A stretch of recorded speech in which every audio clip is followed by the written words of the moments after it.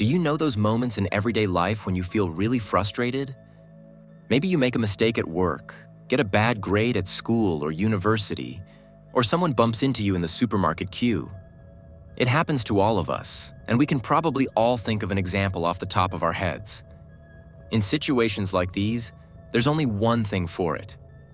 Take a deep breath and carry on. And that's exactly what most of us will do. Not so a young man in France in early 2025 who loses at gaming. He's very upset about his losses. So much so that he wants to take out his frustration on someone else. And at the end of the day, a dead body will be found.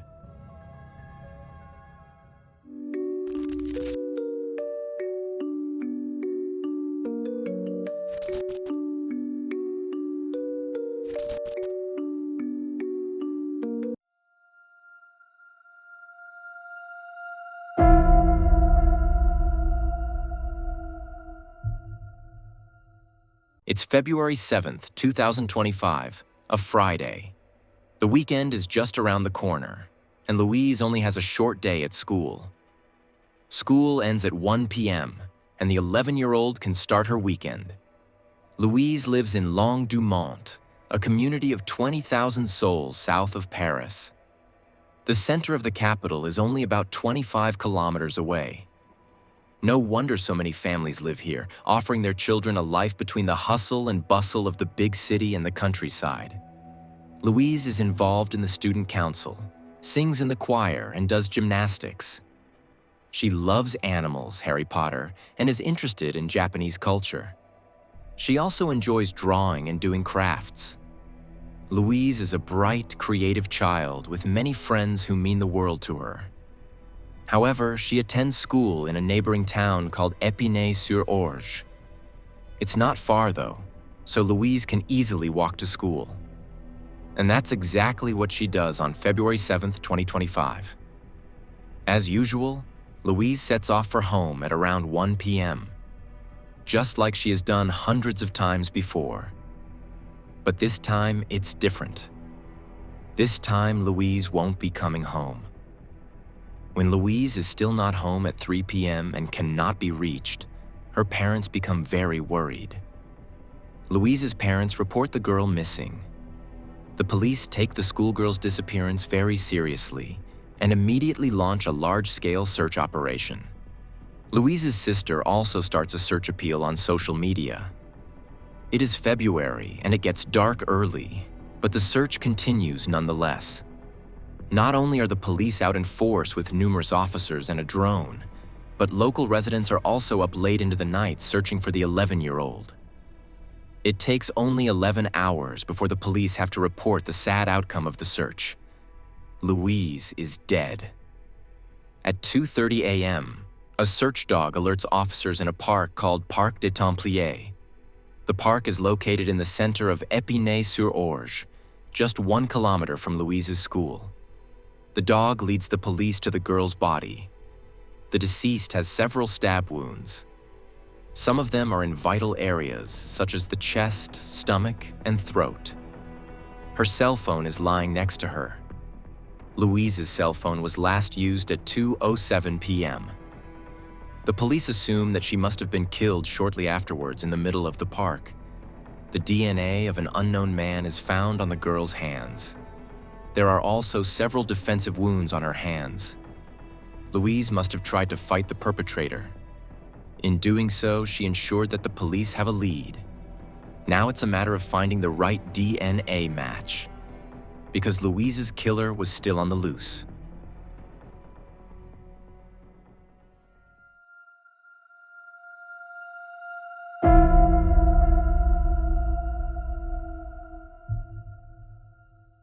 There are numerous surveillance cameras on Louise's way to school. Even before her body is discovered, the police are able to secure important evidence. Louise can be seen in some of the footage. She appears completely normal. Just an 11-year-old girl on her way home from school. But in some of the footage, investigators notice a man. He is wearing a cap and a black winter jacket. He is seen in several frames directly near Louise and must have seen the girl. That evening, The police decide to publish a screenshot of the man's image. The man is wanted as a witness, even after it becomes clear that Louise has been killed. Several arrests are made in the course of the investigation. On February 9th, a couple in their 20s is briefly arrested in connection with Louise's death.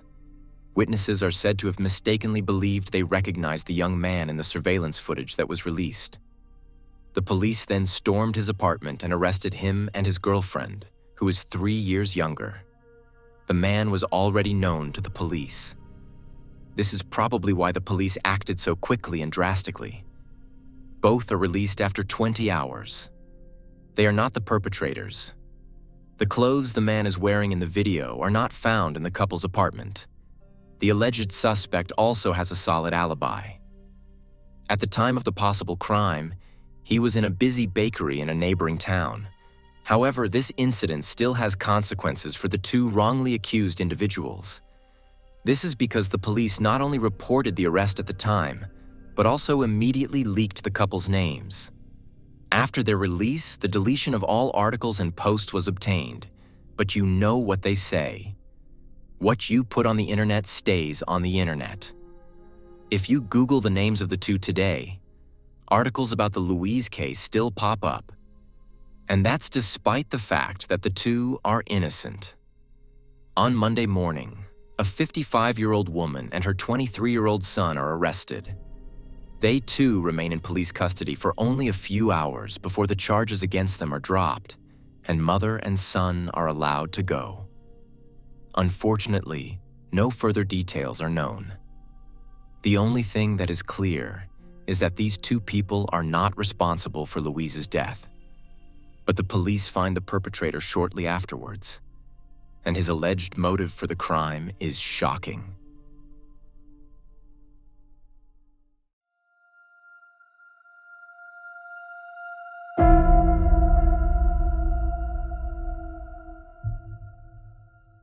On February 7th, the day Louise is killed, Owen L. is sitting in front of his computer. Just like every other day, the 23-year-old is unemployed and still lives with his parents. He spends most of his time playing online games. That morning, he's playing Fortnite. The game is played by millions of users worldwide. It is actually more popular with children and teenagers, but adults like Owen can play too, of course. In the most popular Fortnite mode, Battle Royale, up to 100 players compete against each other on a virtual island and try to be the last one standing. You play online against several other people, and that's exactly what Owen is doing on February 7th. He is chatting with his fellow players at the same time.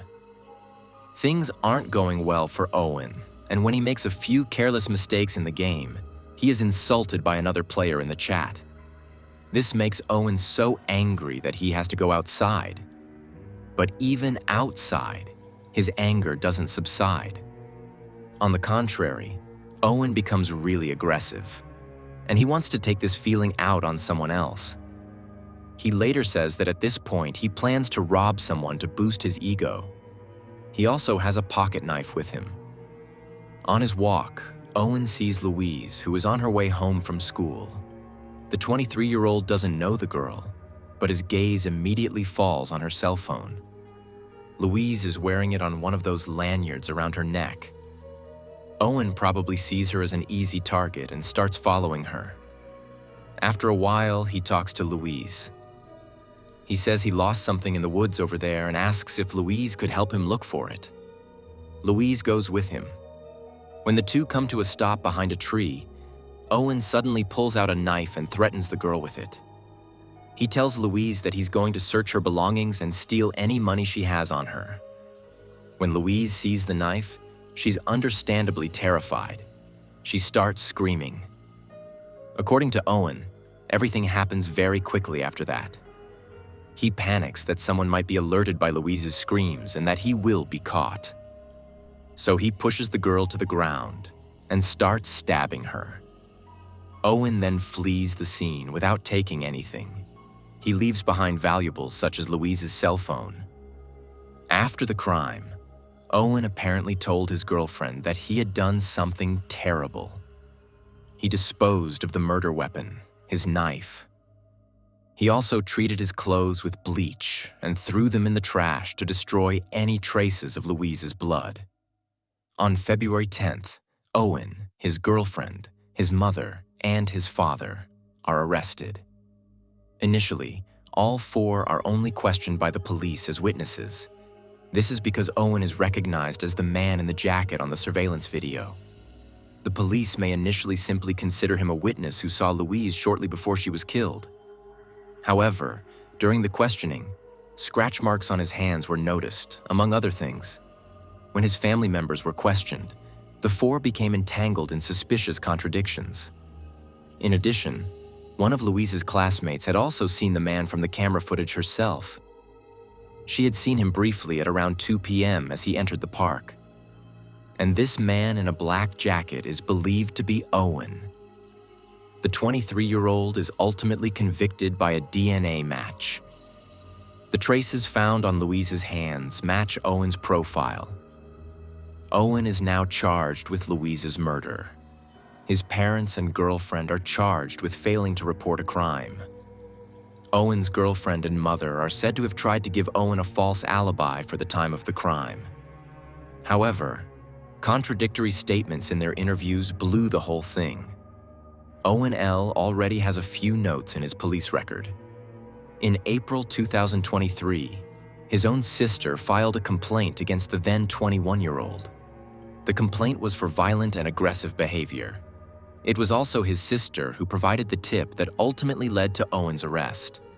She recognized Owen in the published screenshots from the surveillance cameras.